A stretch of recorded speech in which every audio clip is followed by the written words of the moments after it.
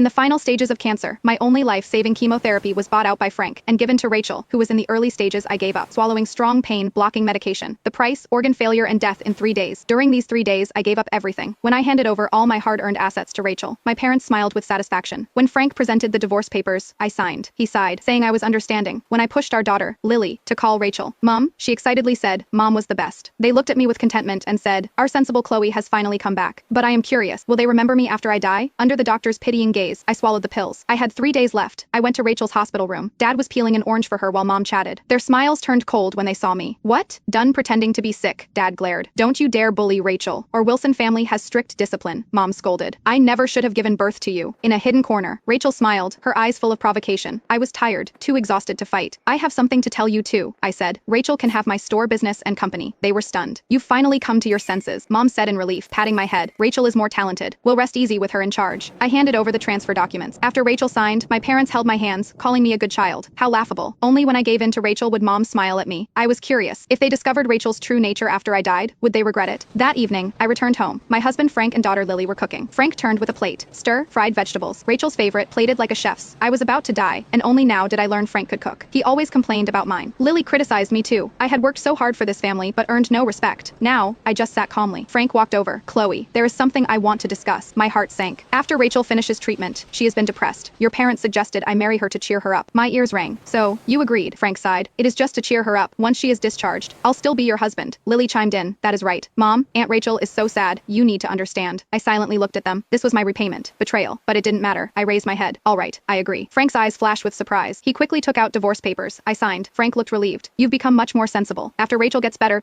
I'll never let you worry again. That is right, Mom. I am proud of you, Lily said. My heart turned to ash. I stood up. A wave of intense dizziness hit me, and I fainted. I woke on the floor. Frank and Lily looked at me with disappointment. Dad, I told you Mom was faking again, Lily said. Mom, can you stop being so childish? You are holding us up from visiting Aunt Rachel. Frank spoke with disappointment. Chloe, can you stop making a scene? Even though we're divorced, you are still the one I love. No need for such childish tricks. I understood. The pain, blocking medication, suppressed all symptoms for 3 days. I looked healthy, but after 3 days, organ failure, death, I forced myself up. It is just low blood sugar. I'll go to the hospital with you. Rachel has more documents to sign. At the hospital, Rachel was watching television. Chloe, you are here. Thank you for trusting me with your businesses. That is right, Mom smiled. With Rachel managing, you can stay home and collect dividends. I took out more documents. In that case, I'll let her manage all my assets too. Everyone froze. Chloe, are you serious? All your assets? Frank grabbed my arm shocked. Dad recovered first, his eyes full of approval. This child has finally come to her senses. From now on, you two can live well together, Mom added. We can rest easy. My head spun. A nosebleed started. Chloe, why are you getting a nosebleed? The weather isn't dry, Mom asked. I wiped the blood. Dad, Mom, if I really died from illness one day, would you regret it? Mom's expression did